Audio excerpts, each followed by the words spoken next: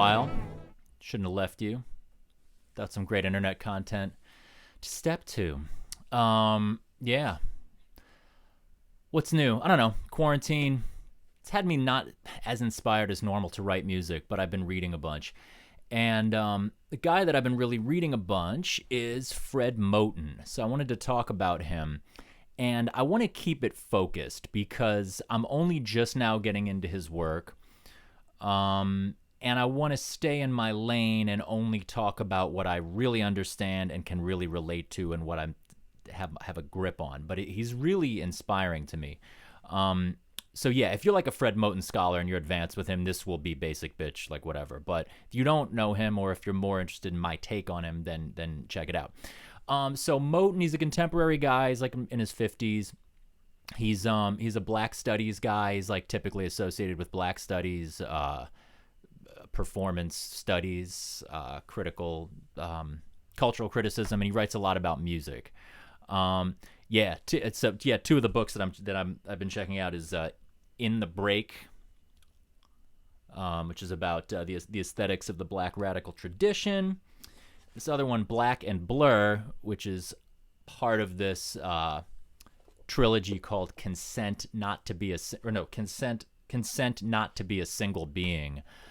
You might ask yourself, Looker, why are you writing about a Black scholar? You're white, and we all know you're secretly racist because you hang out with Justin Murphy and people like that. I'm fucking around. But yeah, like the thing that's deep about Moten is that he zigzags in and out of the particular versus the universal. So I'm reading it and I'm like, how much of this is by, for, and about Black people? How much of this is totally universal? He diagonally cuts across that question almost at every turn.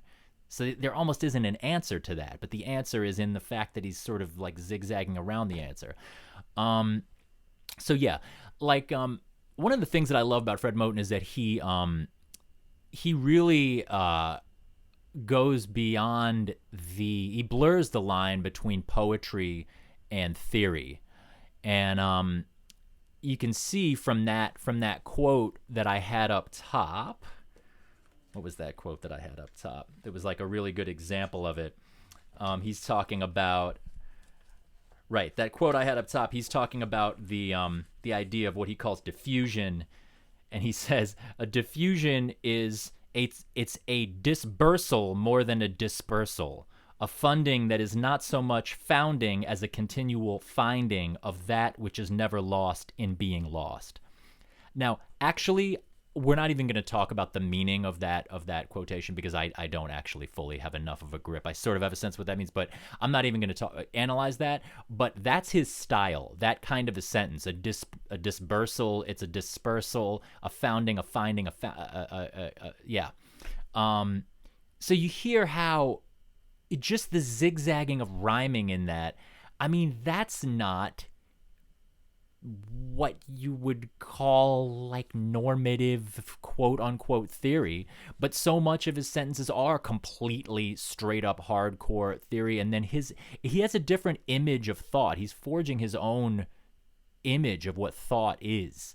I mean, I think probably all great philosophers do that, but with him it's radical, to me at least. Another thing, he's talking about jazz, and he says the groove is not the groove. Jazz is not what it is, and as it is, it is, it is, it is.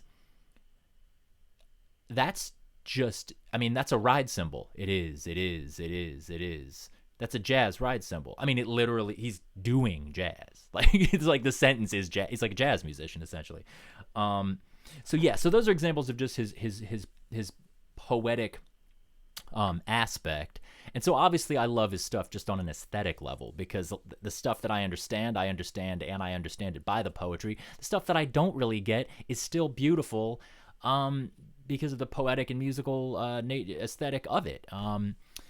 And so, okay, so let's get into some actual ideas of him that I feel like I do get and that are and that I really resonate with how I feel about writing music and what my sort of process is. and stuff that I think you'll relate to. He said somewhere else, and I don't know what book it was in. I think it's just in a lecture that I was listening to on YouTube or something. He says that blackness is an aesthetic of he says blackness is an aesthetic of immanence, while whiteness is an aesthetic of transcendence. Now, I bet he would not want to be locked into just saying that, because he rarely lays things down in those kind of binaries. It's almost unlike him to lay that out. But I just glommed onto that because it's like, he doesn't talk about whiteness as much as blackness, but it's for him. And by the way, if you're listening to this, if you think blackness means just black people and whiteness means white people, I mean, if you really you're really missing. This is not like, black people are cool, white people are fucking evil. This is you can't, that's some simple shit. You can't even, it's not what it is. But he right. So yeah, immanence versus transcendence. This is something that I'm really into, and this is something that that actually has implications for how I write. See, I've actually got notes here because there's a lot to deal with. For him, he's often talking about pure sound. Not only does he deal with pure sound because he's rhyming and he's repeating words and he's doing puns, but for him, pure sound is something that is essential to black performance and essential to his work. And he talks about how the difference between how in like normal linguistics or structural linguistics, which I haven't read much of, that there's this idea that, a word just means, a word means whatever, it has no inherent meaning. The sound of a word, dog, that sound, dog, has no inherent meaning. It only has meaning because you assign it to mean that animal. So then the sound doesn't matter really. It's just this sort of ancillary thing to the function of language. You could call it, dog is the same thing as chien in French. You could call it dog, you call it chien. There's no power in those words. We assign them meaning. So that's sort of a transcendental thing, a thing that's an aesthetic of transcendence, because it's like you've got this word, this phonic substance, this material, sonic material, phonic material, sound, and then you've got this meaning, and the meaning kind of comes into the sound. You imbue the sound with meaning. Sound doesn't mean shit or have any value. You give it value with language and assigning a meaning to it, right? It's got this from above transcendental thing. Immanence, an aesthetic of immanence, is that this is as I understand it in his work, okay? That sound has its own power that is in it. It's immanent to it. It radiates from it and is coiled inside. He doesn't say coiled. I think of that though. And so for him to be using pure sound the way he does, it really goes against these normative things of language. Even though poetry, people use pure sound in poetry all the time, but to fuck with the line between poetry and theory is subversive in that way. And he talks about, let me look at, so this is from In the Break, the Black Radical Tradition thing. He's talking about black performance, which for him it seems to be kind of like equivalent to blackness, black performance. I don't know, stay in my lane, but he says he's talking about how black performance works through an eruption of phonic substance. And he says that eruption breaks down the distinction between what is intrinsic and what is given by or of the outside. Okay? Again, he says that these performances are disruptive of the opposition of speech and writing, of spirit and matter. So the thing that he's doing here, he also says, so it's like, if you think of pure sound as matter, And then you think of meaning and linguistic functioning as kind of more like this spirit and matter, or like transcendental. It's like this thing from above that, you know, shines a light into the darkness of matter. If you think of pure sound as matter, rhyming, it is, things like that. It's like for him, it's not just that he places this primacy on pure sound.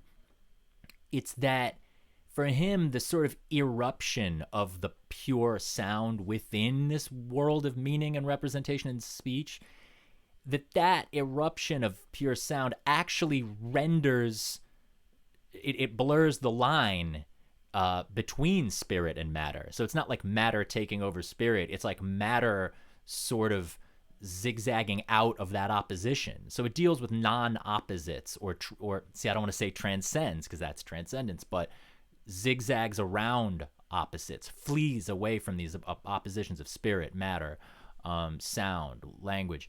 And in that way, his stuff's a lot like alchemy, which I'm really into. This sort of spirit in matter, you know, Aristotle's stuff about hylomorphism, Duns Scotus's thing about haxeity. I'm just throwing little reference points out there.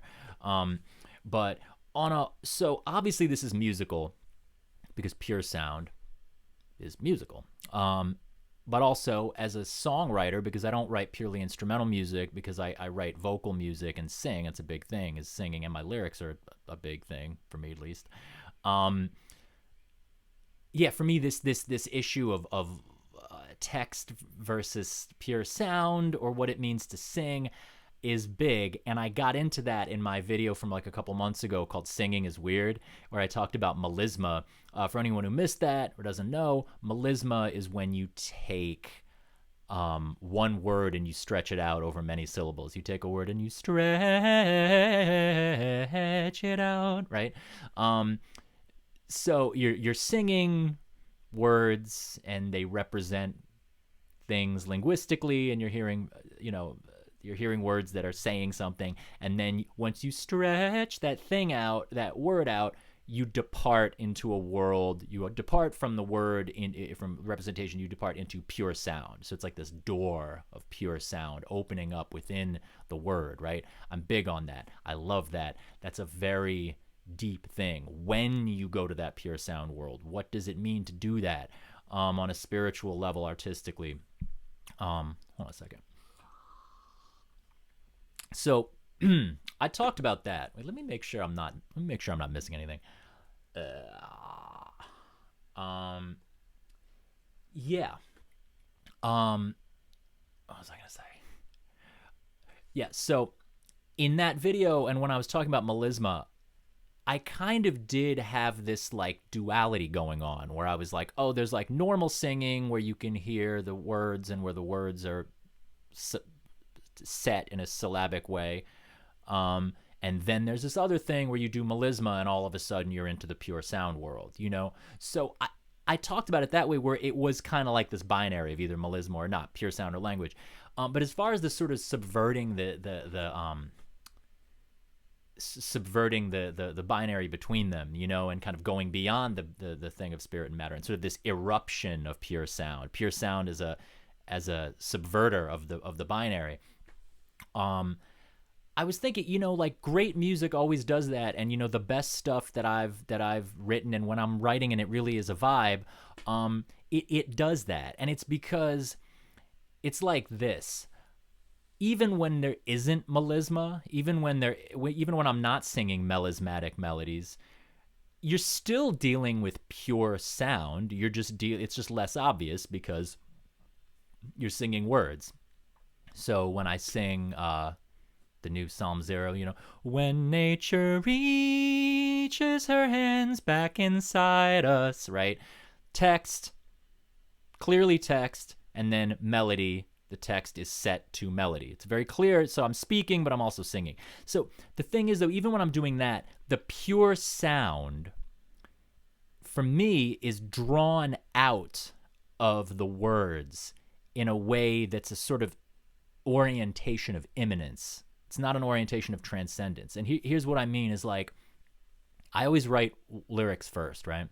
So it's like I write lyrics, and then when I set them to when I melodicize them or when I make them into a melody, it's when it's good, when it's real, when it's actually deep, it's never this sense of, well, I've got the lyrics and then I've got a tune that I want to have. So oh fuck. So then I'm gonna just fit the tune over the melody, or I'm gonna make sure to have the melody go this way and make sure the lyrics work with that. It's never this from above thing of like lyrics and then the melody comes in and redeems it, or melody and then the lyrics come in and redeem it. It's never that outside thing, outside in or above. It's never like that from above thing. It's always like this. I've got lyrics, and then I want to tease out the melody that's immanent in those lyrics. It's already in there. Tease it out. Let that shine out what's in that matter. It's funny because sometimes you could call pure sound matter, but I actually can view lyrics as material as well, in a sense. But what was I gonna say? Like, yeah, I mean that's a classic thing that I certainly didn't come up with. Just the classic thing with sculpture. Like if you're just like classic Michelangelo or something. People always say that sculptors, the sculptor, when they see the stone, they approach the stone like they're freeing the form that exists inside the stone. Right? There's a sculpture that's immanent in the stone, and they coax that out. They free that immanent form from within the stone instead of imposing. They don't feel like they're imposing a form on the stone, right? So that's an aesthetic of immanence. And it doesn't, when it says aesthetic, it doesn't even mean like a certain sound or look of immanence. It's more just like an aesthetic orientation, or it's just sort of like a vibe of like how you go into making work, So yeah, so this is the way I relate to this thing of immanence, and it's it's funny because it's like when you're taking lyrics and then you start to carve what that immanent shape is, the melody that's immanent to them, and free that. The fact that then it could spiral off into melisma is almost even deeper, because you're just like freeing it. It's like where does that even come from? How would you even know where to take that melisma? But when it feels intuitively right and you're really intuiting, it really is like alchemy. You're dealing with these materials and you're like transmuting them based on what's in them inherently and kind of teasing the stuff out. So this gets me very psyched about just writing melodies, period. So yeah, like it's really his stuff in general just cuts across. He's always talking about cutting. He doesn't talk about transcending binaries. He talks about cutting. And I don't take it as a violent cut, though maybe it is, but it's more like cutting across like diagonal lines. So yeah, theory versus poetry, he's zigzagging, sound versus speech. And like I said before, the particular versus the universal. He really cuts that binary and makes it. He said somewhere, I'm not trying to reconcile the individual with the universal. I am looking for a new universal, a new universal that doesn't oppose the particular to the universal. I love. Wait, let me see how much time we got here. Been on this for a little while. That's it, 20 minutes. Something that I won't even like go on a whole exposition about this, but just image wise, like the idea of immanence versus transcendence. Transcendence to me, it like implies this space. It's like this space and time, like there's this distance of like something coming down and redeeming something, or two things being fused from a distance, bridging a gap between two things, and that kind of implies time, like space time, like, oh, it's going to take time to do this. It's going to take space and time to reconcile these two separate things. Whereas like immanence has this vibe of like immediacy, enclosed. I mean, not even enclosed, but just that coiled interiority that's like this interior that's not even opposed to an exterior, because it's just like cutting across that binary. I just love that. That's just a very inspiring thing. And just to point one little thing that I won't even get off on, but he says that thing about space. He criticizes whiteness as a way of forming the subject, the human subject, forming what a human is. It's all he criticizes the way that the white or normative construction of the subject is always about existing in space and time. He talks about the spatio-temporal nature of the subject, the normative Western white subject, and he's like that's fucked up actually. And he uses the word fucked up too, which is I love because he's so highfalutin about a lot of his stuff, and then he just goes into like this very basic, like colloquial shit. But yeah, so that there are other forms of subjectivity that maybe don't have this transcendent, expanding space and time thing. Maybe there are forms of subjectivity that are more based on immanence and based on sort of non-duality. And I haven't mentioned Deleuze this whole time because he gets so much airtime all over the place now. But his yeah, he's pretty Deleuzian, Fred Moten. And I just wanted to I use the word image of thought, and that comes from Deleuze. I can't remember whether it's from Difference and Repetition or whether it's from Pure Immanence, those essays, but he says that a thinker's the image of thought, an image of thought, a thinker's image of thought is the image thought gives itself of what it means to think.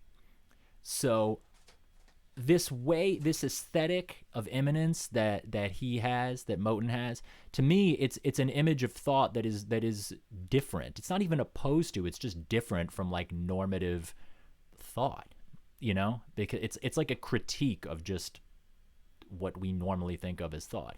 Because for him, it's like, Duke Ellington is thought, like music is thought. These aren't separate things, I mean, he taught, Old Dirty Bastard is thought in certain cases. Old Dirty Bastard actually really gets into the materiality of sound, like in that interlude, and can't remember whether it's the first 36 chamber or his first solo record, when he's like that interlude where he's just like, you ever do this?